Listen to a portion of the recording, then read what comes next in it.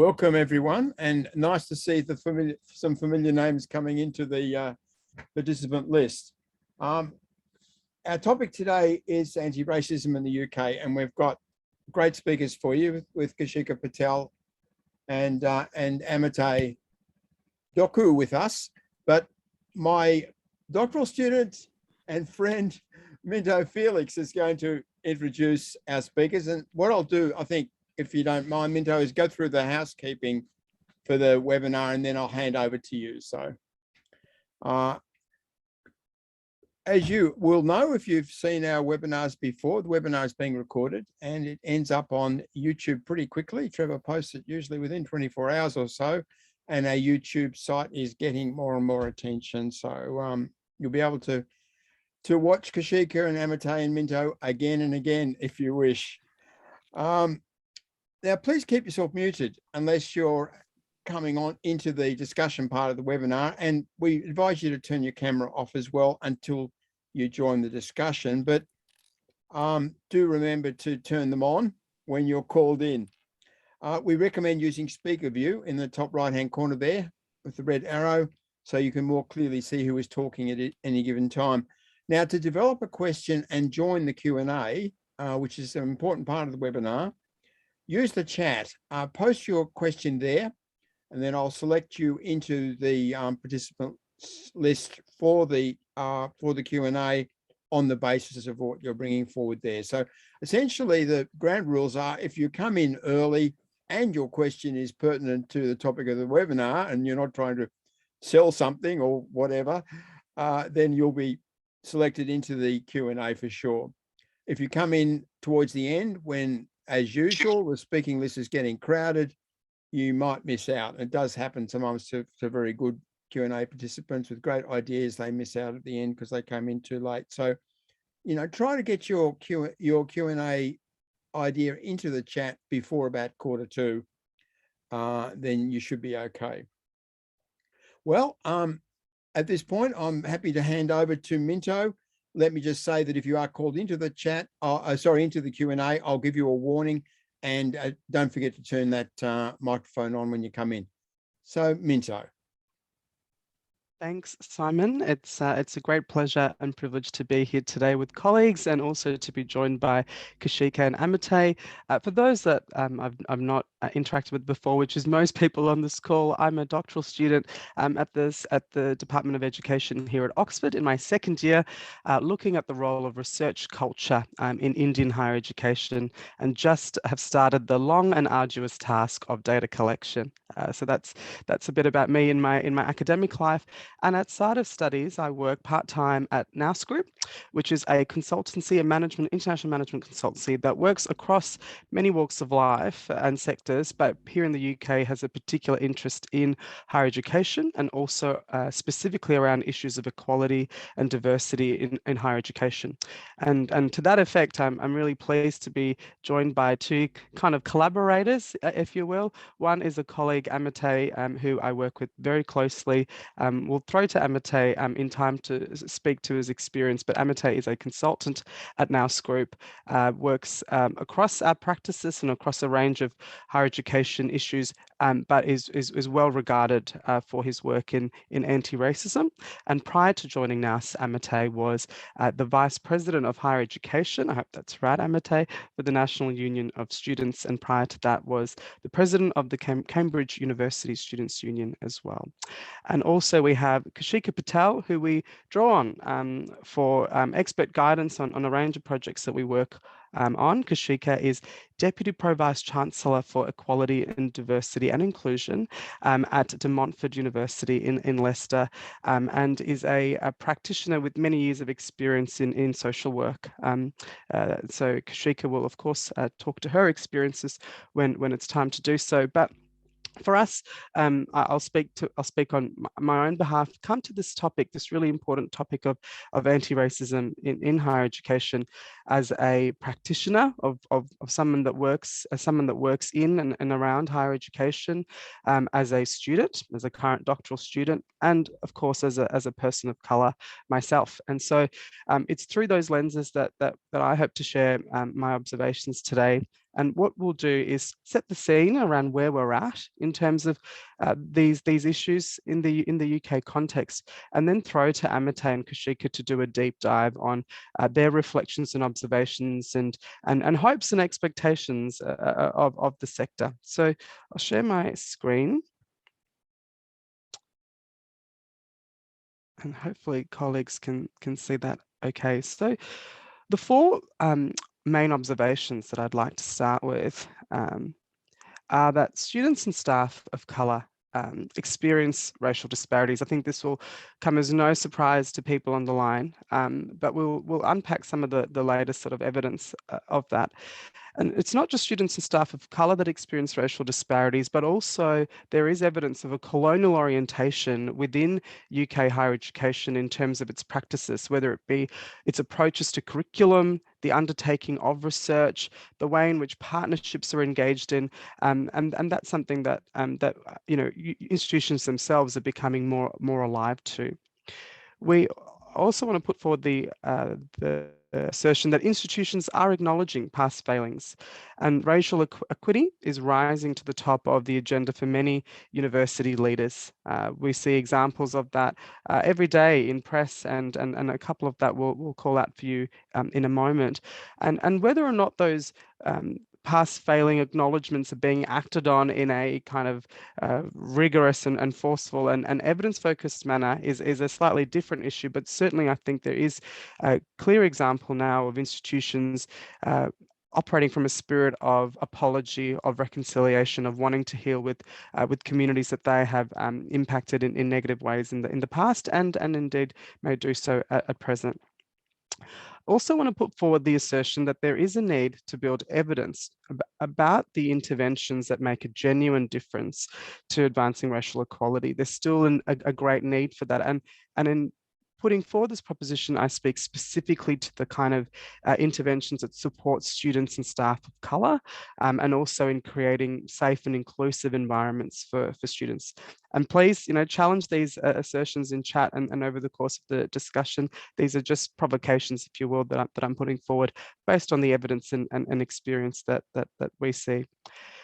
And I think the last observation that I'd like to make before going into each of these issues in a bit more depth is that change is underway, and change, can happen through different lenses and through different prisms, but we do see that change within the confine of an organizational or within a department or within certain policies and procedures, change is underway. But perhaps to achieve the kind of radical racial equity that many of us might want to see, that perhaps a wider transformation of the HE business model is needed. And that requires more than just institutions themselves to be having the conversation. It requires society and government to be engaged in that endeavour as well. So looking at that first stop point of racial disparities, people will know and be well familiar with the disparities that students experience in terms of outcomes, in terms of their experience, and in relation to the kind of supports that they receive from institutions and the sector at large here in the UK. But it's worth going through it in a little bit more detail again, so we're all on the same page. So we know that there's significant participation awarding gaps at the undergraduate level, but it's also worth acknowledging the disparities at the postgraduate level. For example, the level of UK domicile students of colour, and we recognise there are different terminologies associated with this term, not recognising that we're dealing with one homogenous group, but for the simplicity of this conversation, we're operating with the term of students of colour. We note that in UK higher education, as at 2018-2019, it drops from 24% at the undergraduate level to about 18% at the postgraduate research level. And analysis that's conducted by the sector organisations indicates that funding is a significant issue or a barrier in relation to that drop-off. And in fact, when we look at that analysis, we see that as compared to white students studying in postgraduate research programs, and among that cohort, only 32% of this cohort lack scholarship or financial support. 48% of UK domicile students of colour in those same type of research programs receive no scholarship or financial support. So that's a difference of some 16%. We also know that that there are additional barriers for students of colour who are classified as non-UK students, in other words, international students. And so as we will all know, that the tuition fees, the differences in tuition fees between domestic and international students here in the UK can be somewhere between 3 to 4 times higher than that for domestic students. And in fact, thinking about a recent organisation that Amatey, Kaushika, and I've all worked with, their stated mission and their ambition is to support students and to engage students from low and middle income countries. But of course, the fee settings work against that very match when we think about those disparities that it creates. We also note that not all people of colour experience disparities in the same way. Looking at some recent evidence around progression of students into academic careers in the STEM fields, we note that at the postgraduate level, 7.1% of entrants are of Black backgrounds, and 11.9% of postgraduate students are from Asian backgrounds.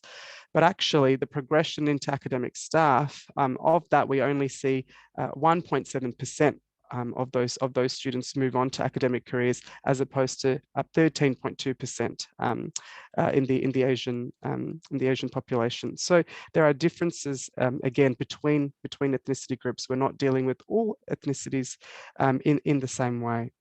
In relation to the severity and scale of harassment, people that are familiar with the Equality and Human Rights Commission's work in this space from a few years ago would note that around a quarter of students from minority ethnic backgrounds reported that they had experienced racial harassment. I'll just say that again, around a quarter of students. And in relation to staff, over half of staff respondents described incidents of being ignored or excluded because of their race, and more than 25%, again a quarter, reported experiences of racist name calling, insults and jokes.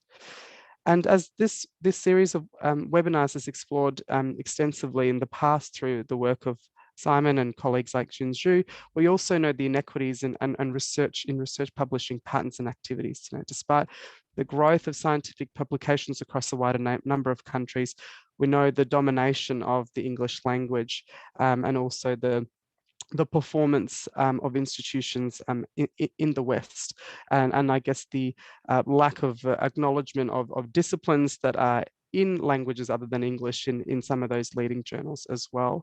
And at a practical level, we also note the challenges that researchers face in terms of migration from the global south to north, or within institutions in the UK, whether there are sufficient opportunities for leadership and progression when it comes to researchers that are based in overseas locations, or indeed in the context of research projects internationally.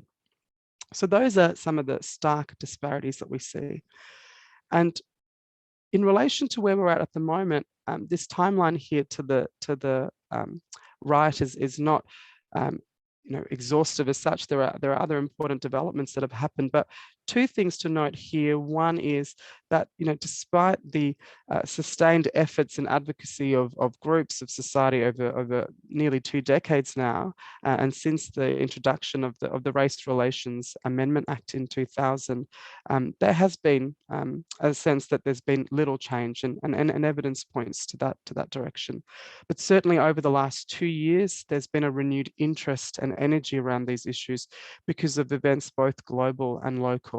And in large part to the Black Lives Matter movement, but preceding that as well, and certainly in campuses here in the UK and also in the US, students and staff have been advocating for better treatment and for consciousness raising of these issues more recently as well. As I note at the very outset, a growing number of institutions are acknowledging their failings and committing, or in some respects, recommitting to racial equity. Apologies, there's an important typo there. But we see Imperial College London that they've launched a recent expert review into its history and legacy of its present-day mission. Other institutions have done the same. The University of Cambridge has had an inquiry that is due to report, I think, quite soon around around its links with the Atlantic slavery trade through its legacies of enslavement project. But it's not just the big research-intensive universities. Indeed, the specialist institutions of higher education, the Royal Academy of Dramatic Art, the Royal College of Art based in London, others are actively acknowledging these issues and acknowledging where they have not been vocal in being part of the debates around Black Lives Matter, for example, and what that has meant in terms of the climate that it's created for its students and staff of colour. So there's some really interesting dynamics going on between the global movements and debates and how that plays out in the local student environment.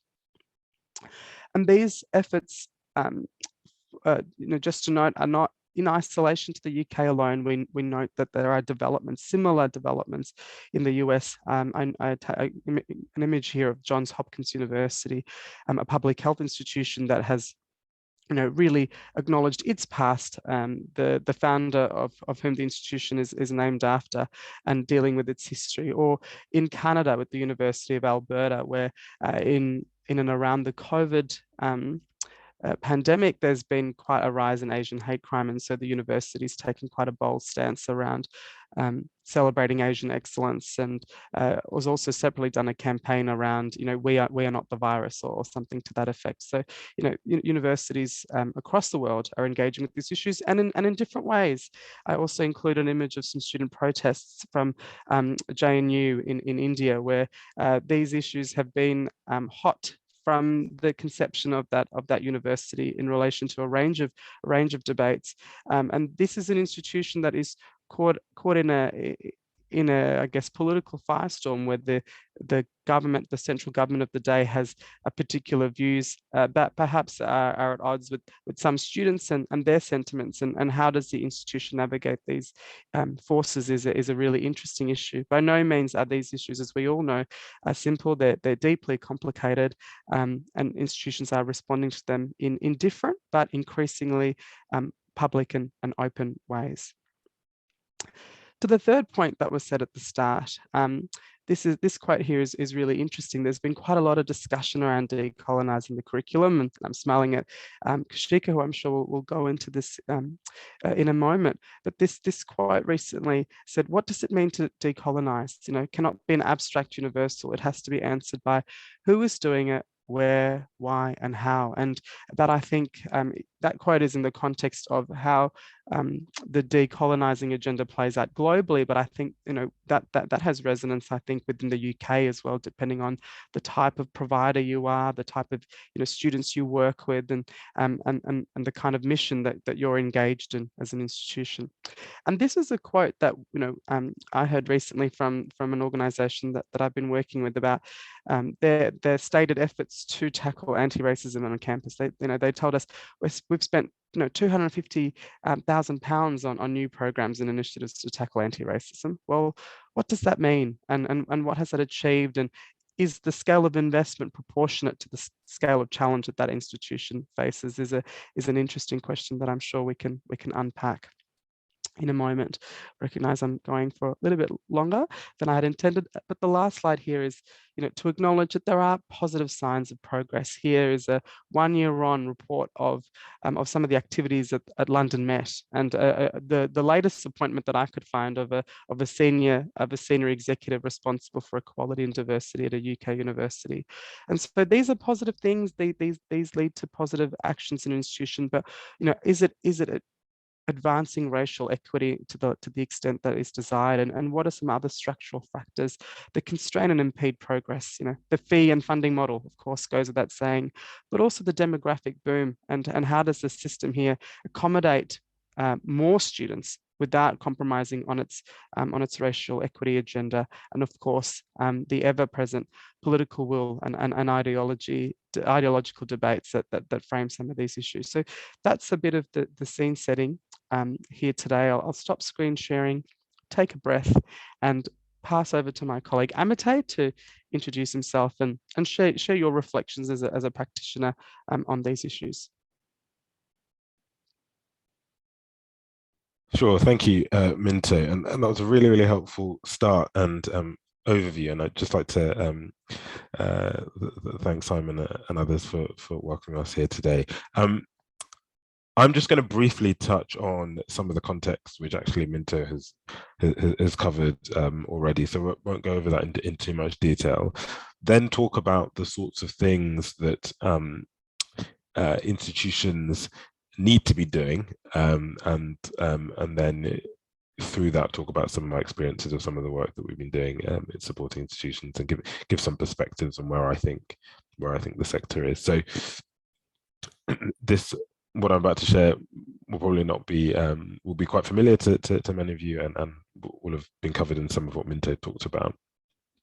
But actually, I think it's just worth stepping back, as sort of Minto touched on, in terms of thinking about the legacies of higher education, and think about, I think, even beyond this topic of race equity, we've got to recognize that in some ways, not in all ways, but in some ways, universities have had a level of a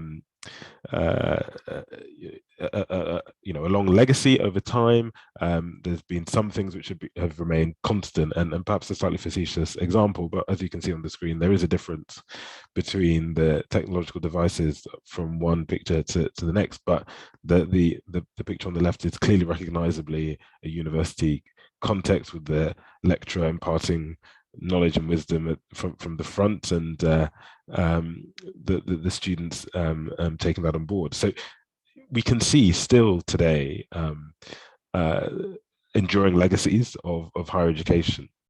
And I think that's important, because when we think about this work, we've got to recognize that we're working within institutions who've been around for a long time, and at the time when either they were established or they've been through periods of time when individuals who look like myself didn't have a place in those spaces, where many of these institutions were comfortable, if not living alongside, actively promoting ideas of colonialism, which we're trying to sort of unravel ourselves from today.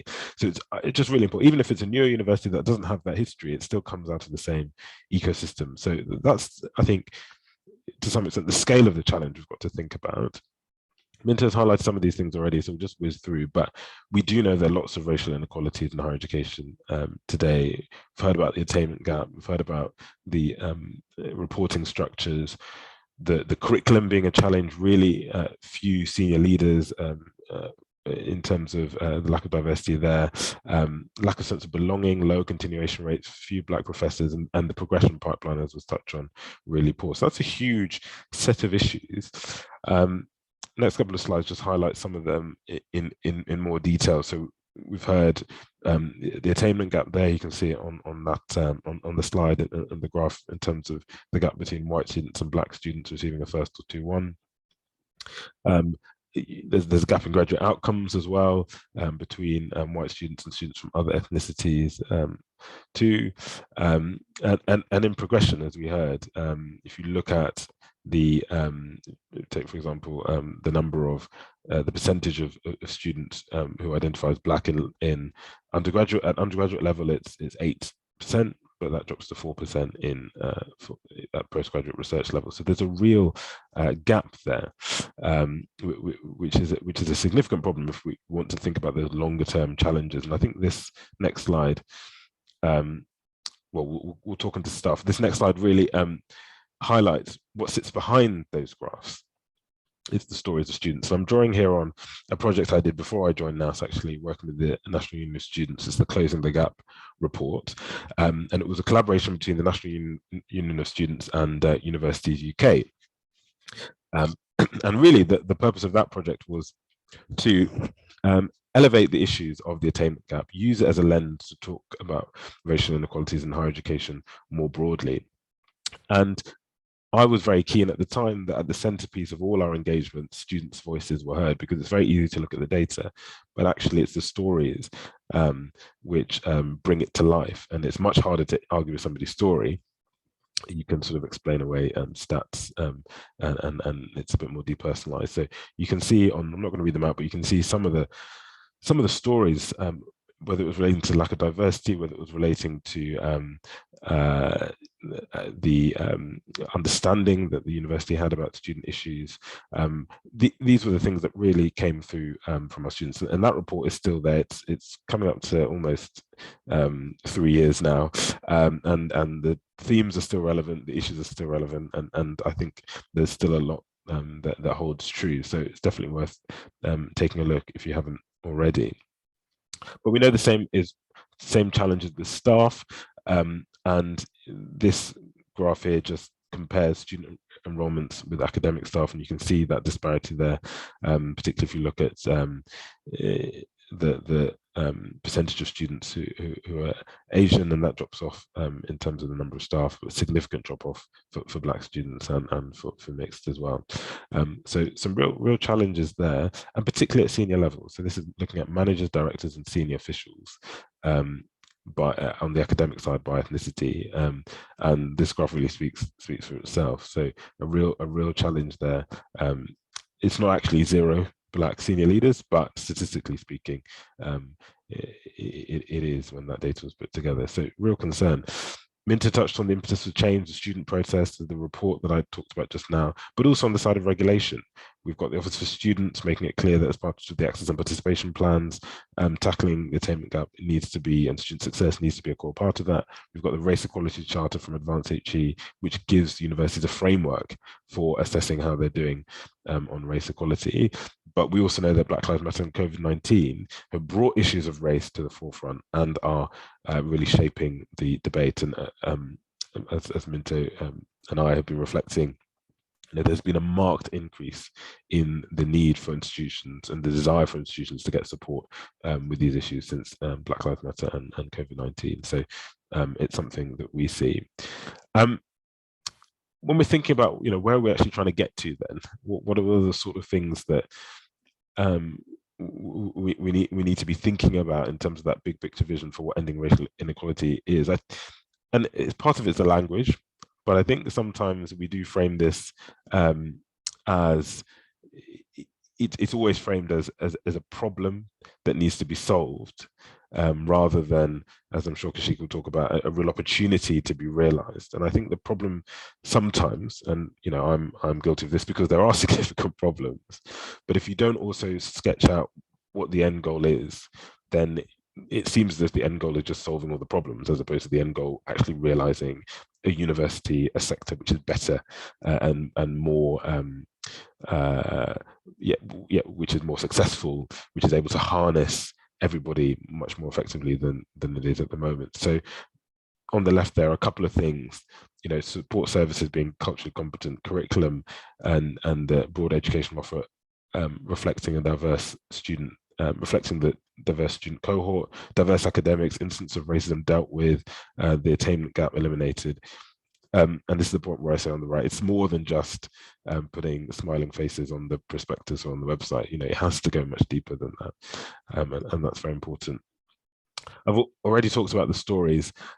This slide, again, not really reading in too much detail. I think this is, I presented this slide about 2 years ago now at an event where we're talking about some of these issues. And the point I make here is that it's very easy to do lots of stuff in this space. It's very easy to be busy. It's very easy to have initiatives coming out of your ears. The big question is it strategic? Are you measuring outcomes here? And I think lots of institutions, and I think the dial is shifting, but lots of institutions are, I think, stuck in a place where there are a lot of initiatives, lots of work's going on. People are passionate, engaged, motivated about it, but nobody stepped back and said, okay, actually, if we take all this stuff together, is this actually going to shift the dial in terms of tackling these issues? And that for me is the difference between success and just busy work, which isn't going to lead to anyway. So on the right there's a far more strategic approach where you've got a strategy informed by a listening exercise, you've got a budget attached to it, there's much more structure around it. Whereas on the left, it's kind of just, sort of knee-jerk responses, initiatives which aren't evidence-based being put out, the really unfortunate thing, which you sometimes see a lot in the sector, is committees being set up, and everybody who's ever reported instances of racism being put on that committee and told to solve the problem. Those are the sorts of things that we need to move away from and start thinking about this much more strategically. This is a diagram that we sometimes use, which is that shift really from moving from an exclusive club right the way to an inclusive culture. And it's not just, as you can see, we hear a lot from the consultations we do, people talking about the organization just paying lip service, or people being put on committees as a token. Really, it goes beyond just saying we value diversity and inclusion. It's really about creating that inclusive culture, and that is something that you can measure. You can measure it through data on experiences. You can measure it through speaking to people, and that's ultimately what we need to see, a change in the stories. So these are some of the principles that I think successful institutions are adopting when they are tackling these issues successfully. So taking a strategic institution-wide approach, centering the experiences of BAME students or students of color when implementing solutions, getting that expertise and resourcing this work effectively. And there's another slide which I just put up sometimes, which is a photo of a nice university shiny building. And say that we don't sort of blink twice when we think about the amount of investment that goes into creating new to commissioning new buildings on campus. Actually, we don't think about this work with the same level of importance, and certainly not with the same level of resource. And for me, I think it requires that, and actually I think it would pay off far more dividends than just some extra facilities. This goes to the heart of what the institution is about, and can be. And at the moment, lots of institutions are really failing their students. So I share Minto's optimism in terms of that we are starting to see a shift. I think universities are starting to take this more seriously. There've been a lot more recruitments to more senior roles for EDI professionals, which is encouraging. Obviously, the work can't all land with them. But that needs to be sustainable. And I think the institutions that will have the most success at this are those who really make sure this is a top priority for the senior team, and then everything flows from that. But with that, I'll hand over to Kaushika. Hi all. As Minto has already introduced myself, I'm Kaushika Patel. I am the Deputy Pro-Vice Chancellor for Equality and Diversity at Montfort University. But just as a little bit of context, I've been in higher education for about 15 years now, but about exactly the same amount of time I was a practitioner in social work. And my social work practice, actually, I think, provided me with a particular lens when I entered higher education. So I worked with young offenders, young people, primarily working through the criminal justice system, the care system in the UK, and the education system. And we talk about racism, racial discrimination, racial inequality in our higher education system, but actually when we look across our whole ecosystems, everything that surrounds us and our young people as they grow up, and our communities, and all the parts that we might step through, we talk about the health system as well. Every element of our normal daily lives that might touch us are all impacted by racial inequality and racial discrimination. So it's not obviously just the higher education system, but we are centered in the higher education system because that's where we're based. But to understand that journey of young people coming into higher education, but also the staff who work within the higher education system, there is racism that touches you in all aspects of your life. And there is a hope by many young people, they come to university, that they'll be experiencing a liberal, open-minded system, organisation, processes where they might be able to openly be able to tackle, challenge and address some of the experiences that they've had in their day-to-day lives. So that's kind of the context that I joined HE in. So I just wanted to centre that so you understand kind of some of them, my context. I'm going to go back a little bit to start with, talk about what Minto picked up on, some of the timeline that Minto did, but very briefly touch on some of those timelines. And then I'm going to come from it from a little bit of a leadership management perspective, and just I'm going to pick up on one where I think is a key piece of guidance that's come from Universities UK. And then I'm going to give you a little bit of example of what De Montfort are doing in decolonizing Dmu, and why we got there and how we got there and what we're doing. And that will reflect back and bring the circle round to kind of the last couple of slides that Amatey ended on as well. So within the sector, in Minto's timeline, you'll know that we had the Equality and Human Rights Commission report in 2019, and that was about challenging universities in terms of their racial harassment. And the report was fascinating reading, because when universities were asked the proportion of complaints or experiences of racial harassment that they thought their staff and students were experiencing was significantly lower than when we actually did the primary research with staff and students. So there was a significant disparity in what the universities thought was happening in their institution and what actually was being said by the staff and students that were interviewed. That was a fascinating piece of work that got Universities UK, which I'll refer to as UUK going forward, got UUK looking at what's happening in our higher education system.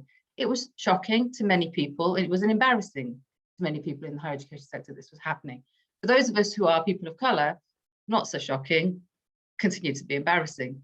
So to their credit, Universities UK pulled together a working group, and a year later in 2020, produced the guidance for tackling racial discrimination and harassment in higher education. It's a really good document that really breaks down the processes by which university need to consider tackling racial discrimination in the systemic way, in the cultural way, and in the personal way as well. So it wasn't just about you as an individual need to look at your behaviours, but it was how does the institution need to tackle this? How does there need to be a strategic approach? Exactly the things that Amatey was alluding to towards the end. You know, if you're interested in looking at the full report and the actual recommendations, you can find that at Universities UK website. But what I will say, I'm just going to give you a little bit. There was, out of that report came 5 themes, and within those 5 themes were 12 recommendations. And UUK have said that they're going to be asking universities to report on that on an annual basis to see how they're progressing against those guidelines. And I've just become part of a working group that have been convened to look at the first year's review of what's happening across the sector.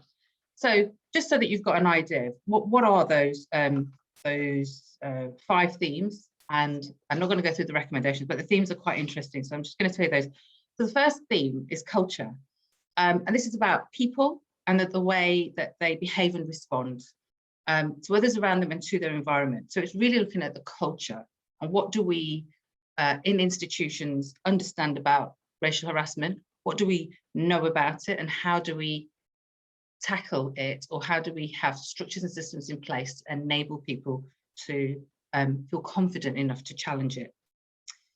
One of the key themes is the whole institution response. And this is about having a strategy. It goes back to what Amatey was talking about.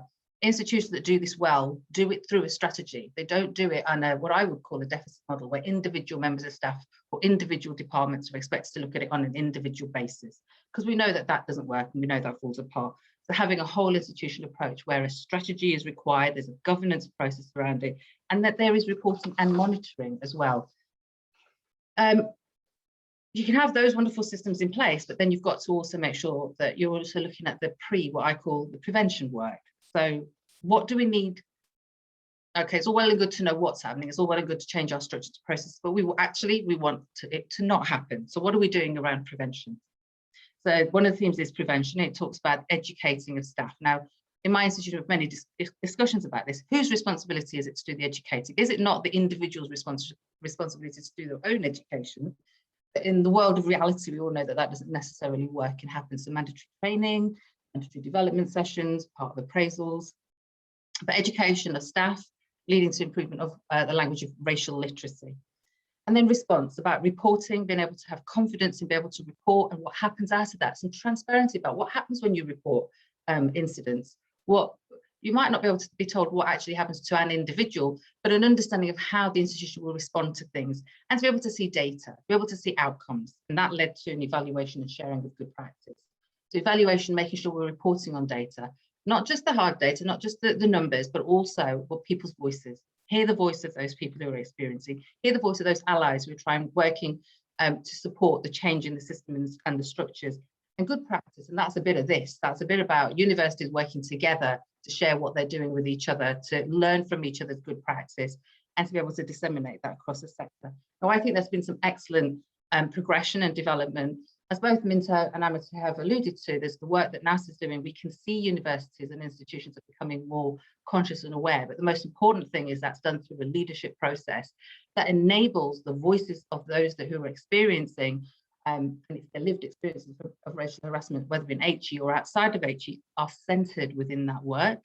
And whether you have things like Race Equality Charter, you have critical friend groups. So what we're doing is we have our Race Equality group, lots of senior leaders whose responsibility is to change things, but alongside that, with just as much authority and voice, is what we're calling our critical friends group, which is made up of those people of colour, staff and students who are experiencing the changes, who are experiencing the non-changes, as they might say, and they have as much of a voice to influence the work that we do. So, having these processes enables universities and actually removes some of those excuses as to why it can't happen, especially when you see the good practice happening elsewhere. Now, I know, conscious of time, and there'll be people who've got questions, so I'm going to give you a little bit of a run through on what we do, what we've done at De Montfort, because I have to, as I'm here and I'm from De Montfort, so I need to tell you a little bit. We've got something called Decolonizing Dmu, and that came from an OFS funded project that we had looking at the awarding gap. And as part of the awarding gap, we did some work with students and staff around what are the things, because the awarding gap work has always been around the curriculum. And we found that actually there's a bit more to this than the curriculum. And so we did lots of evaluations, and the evaluation came out with it's a whole institution approach, surprise. So the work that we set up, the next phase of our work became Decolonizing Dmu. And what that means is we broke down at the institutional level, at the staff level, at the student level, and libraries very much around the curriculum, but also the evaluation element. As each phase of the project went through, we could see where we were making successes and where things weren't working. So in live time, we were adapting and changing and listening to the lived experiences and moving forward on that basis. And so that was our phase 2. And then our phase 3, which is what we're just going into, is absolutely connecting our work to the structures that are available in our sector to support us. So the Race Equality Charter, the Decolonizing Dmu is fully embedded into the Race Equality Charter work. So we've got the governance, the structures, but its aim is to move it to be business as usual. It becomes sustainable, it becomes embedded, it becomes properly funded and has a proper governance structure so that it doesn't disappear. So when our funding, as part of my decolonizing work, the funding goes, the work, the people, the structures are fully embedded in the system. So people can't then forget about it. Oh, that project is done, it's over there. It's not, we continue to do the work. There's quite a lot more I could say. I'm going to say there's brilliant opportunities. We've all outlined them. There's significant challenges, one of them being our political culture wars that are happening, that we hear about daily on the news. But there is, I think there's an impetus. There is activism out there from staff and students. There's an impetus globally to make these changes. And I think it's a moment in time that we have to grasp. And I think we are, but much more of this in terms of sharing good practices. I'm going to stop talking because I know I can see questions coming up, and I'm sure I might be able to share more when through those questions. So I'll stop. Well, thanks, Kaushika, and thanks, Amatey, and thanks, Minto. I mean, they're really good presentations and lots of substance and lots of issues here. I invite people to come in quickly into the chat so we can discuss some of them. We've got 4 people now on the call list. I'll quickly ask a question myself, if I can, and I'm not sure who it's of. Please feel free to choose amongst yourselves. It's about the scope of university responsibility. I mean, I work mainly with international students, and in relation to international students, like African students, there are a lot of issues that occur in the general community, not on the campus. There are a lot of problems of abuse and discrimination in shops, in transport, and so on. And these are traumatic experiences for some people, and they change their experience of higher education in the UK. Now, in some institutions at least, what happens to international students in the general community outside the campus gate is seen as part of their concern, part of their remit, if you like, their welfare function, their counselling function, and so on. What happens in relation to domestic students, BAME students, who are more likely to face overt problems of racism, discrimination off campus than on campus, but maybe on the way to campus, or in some way in conjunction with their campus experience, but not strictly happening within the gate? I mean, how do you see that? in terms of institutions' responsibilities? I'm happy to kick off on that one, seeing as I am a senior leader in an institution. Certainly, as you say, the international students, that experience is seen as part of the responsibility of the university. The domestic students, I think if we think about it on the basis of the impact of racial harassment, discrimination on individuals' well-being and mental health, is going to have a significant impact on how they are able to engage in university and how they're able to progress and whether they continue. We know that a lot of students of colour who don't continue in university have had experiences like that, either on campus or off campus, and without some degree of support, either through our welfare systems, either through connecting them with community organisations or through their personal tutoring, we wouldn't be able to retain those students. So I think we do have a safeguarding responsibility, a duty of care. I think the universities need to be smarter in connecting with community projects and connecting within the community to support those students, not just for us as the university, but also with the parts of the community as well that already will be looking at tackling racial harassment within their community. So that would be my perspective from the senior leader point.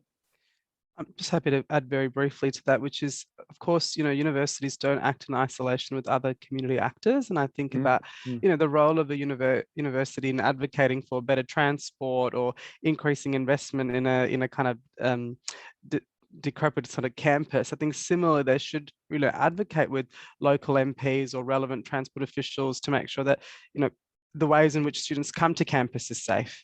And I think two other things also is, universities can generally be more explicit about the values that they espouse and expect of students at campus, but also can project that more clearly to the world because they are respected in influential civic organizations.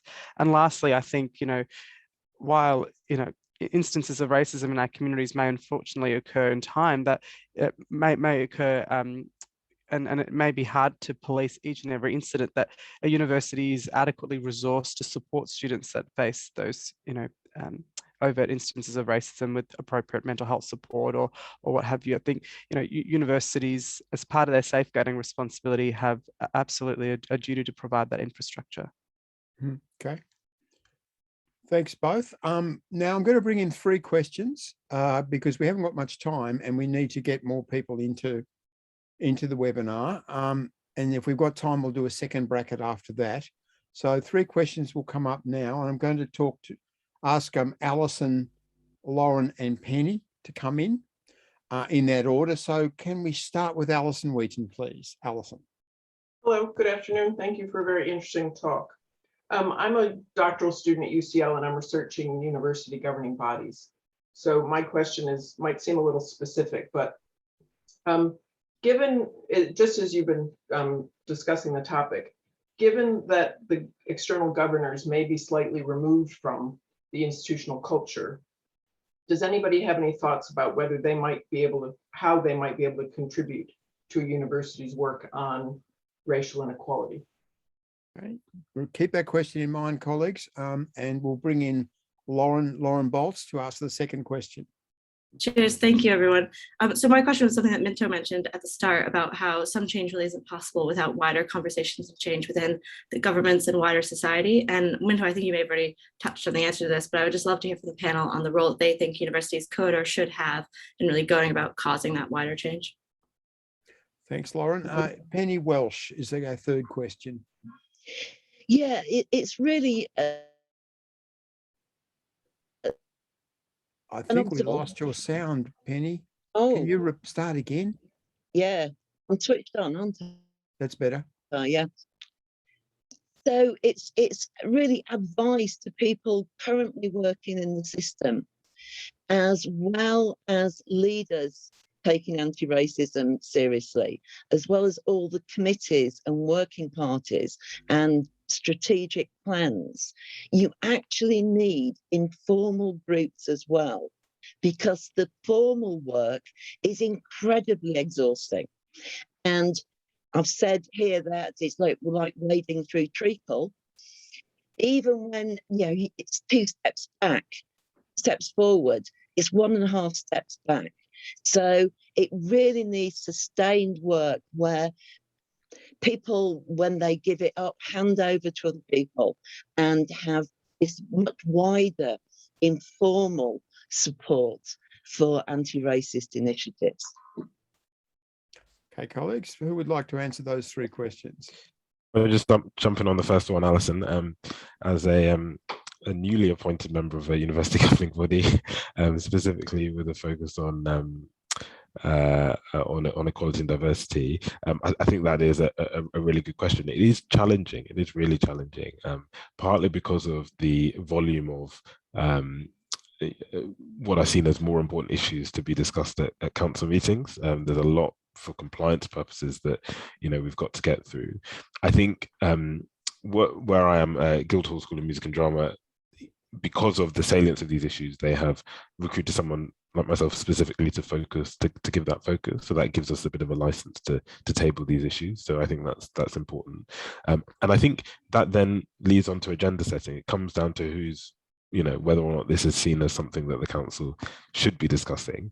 In my view, it does. It goes to the heart of all those issues. We talk now more a lot about student experience. We should be talking about the staff experience. We should be talking about the culture of the institution as well, because ultimately all the other stuff that we're dealing with is impacted by that. So it comes down, though, to council members asking the right questions about things like that.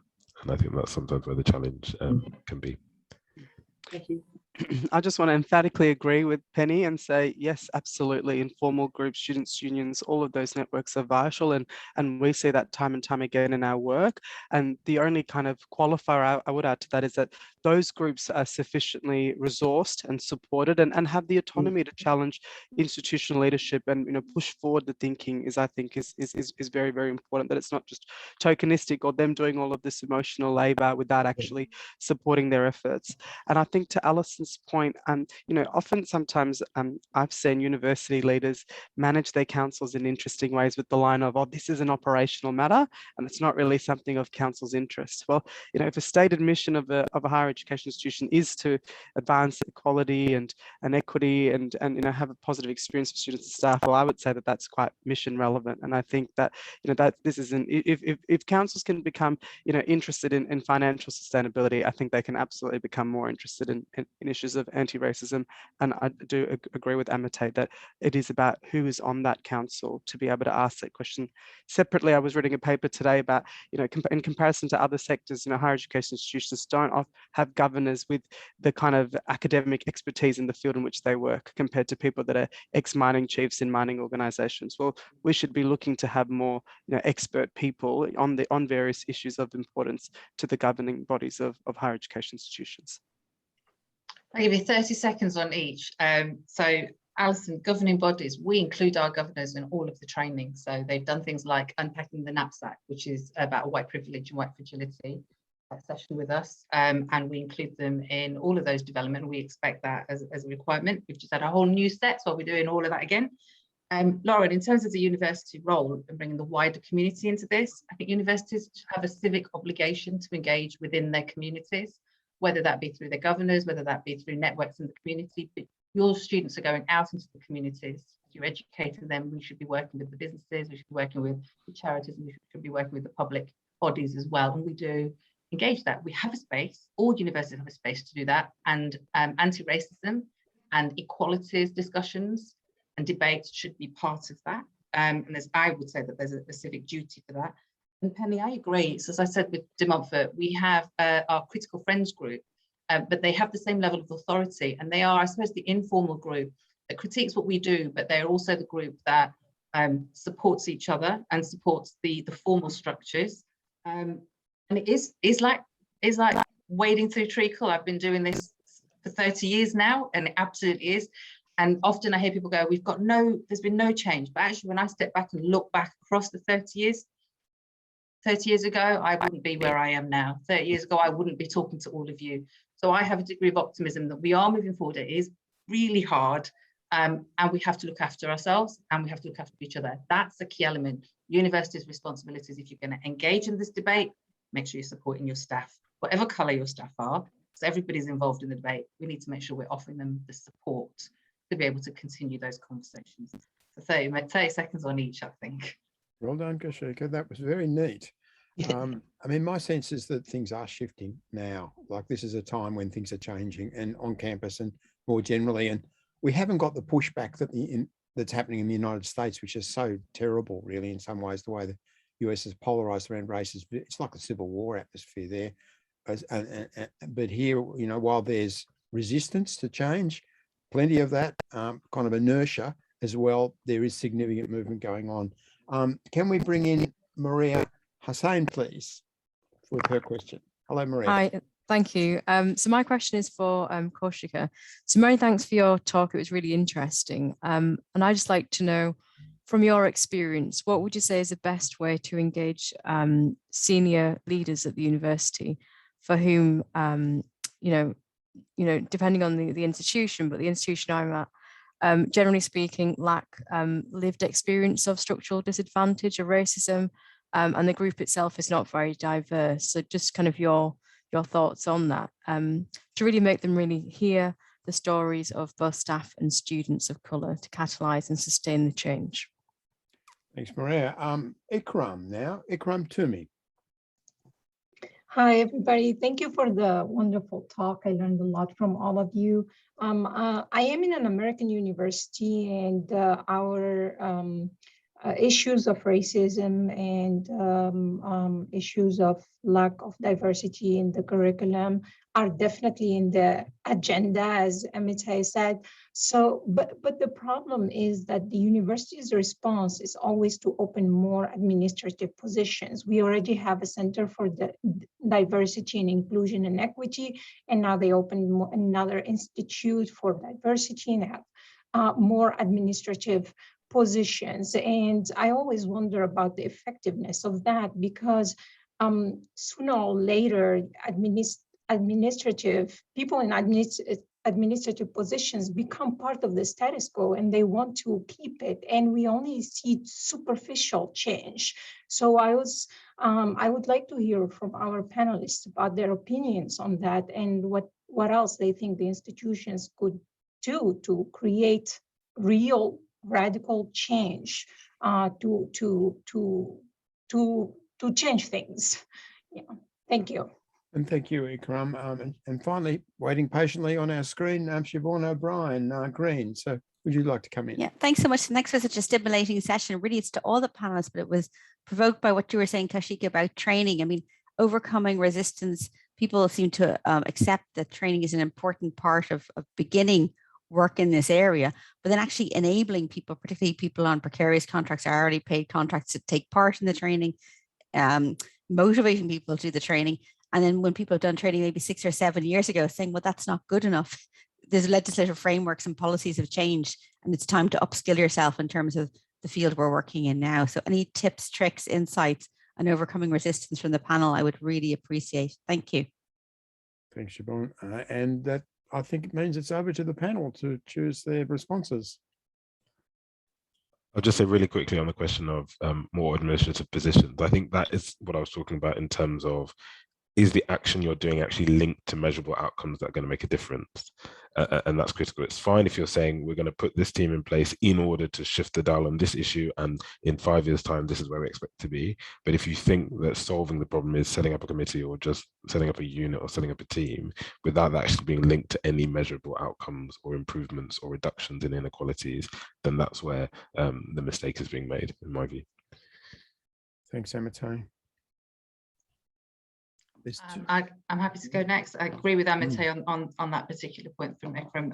I think if you're not building it into your strategies, just adding new institutions doesn't move you forward whatsoever. With regards to, I think it was Maria, sorry, yes, it was. With regards to senior leaders' lived experiences, myself and a number of other universities who we share good practice, what we've done is we've done listening sessions, and we get the voices of staff and students. And sometimes the students want to come along and express those voices to senior leaders. Sometimes staff do, but where they don't want to, then we find ways of representing their voices, and we actually share those lived experiences. But we do the sessions, there's lived experiences, but solutions as well, from the point of view of the individuals who've experienced the discrimination. So that it's not just we're hearing you, but we'll tell you what's going to happen, but we're hearing you what would work for you. So that's the model that myself and many other universities that I've worked closely with are engaging in, and it seems to be supportive. And then Siobhan, in terms of training, yeah, we've made it mandatory. We make it requirement every 2 to 3 years, depending on what the context is. If there's legislative change and it changes, then we refresh the training and we require people to do that. And people who are on precarious contracts or hourly paid contracts, we include that in their hours so that they get paid to do the training. Minto, I think we're getting to the closing point. So you might want to say something. Well, just to echo both Kaushika and Amatey's comments and thank them both for their contributions today. And the last comment that's just come through on chat from Asia's sort of, you know, thought-provoking for me. So just in response to that, I don't think it's one or the other. I think we need change and critical self-reflection at the individual level, while pushing hard and staying focused on the structural barriers and policies that require change as well. So I think that it's both. Yeah, it's all about individual transformation, but that is related to the structural conditions, unless it's realized at an individual level, nothing's really happening. But, we obviously need to know what the triggers are and what the conditions are for individual self-transformation in groups and by ourselves in our own heads. Thanks very much to everyone. Sorry, Asia, not to bring you in more. I think we'll have to move to the close. We find people start trickling out round about now. And our excellent participation today, we should try and hold most of it to the end. Really grateful to the speakers. I think that you really presented well, and it was a very good discussion. And I'm sorry we don't have more time. We say that almost every webinar, and it's certainly true of this one. You're all very welcome to come back, all three of you, and it'd be good to see you again and just discuss how these issues are moving in another 6 months or 12 months. I think would be a really useful exercise. No doubt the issues will be discussed, though, before then by others in our webinar program, because they're constantly coming up now. Next webinar, folks, is next Tuesday. We're getting towards the break time, but we've still got another 2 weeks of webinars to run. And we have Lauren Boltz back again. So Lauren was on camera today, and she's very welcome to be back again next week with Hilary Gayebo Abablo, talking about student agency, favourite topic of many of us, student agency in changing UK higher education. So it's all about students in the end, isn't it? And I think our presenters will give us a lot to think about. So tune in on Tuesday. I'm sure racism, amongst other issues, will come up. Look forward to seeing you then. And once again, Minto, special thanks to you for organising this, but also thanks to Amatey and to Kaushika, who spoke so very well today. Bye for now. Thanks, Simon. Thank Bye, you. everyone. Bye-bye. Thank you. Thanks.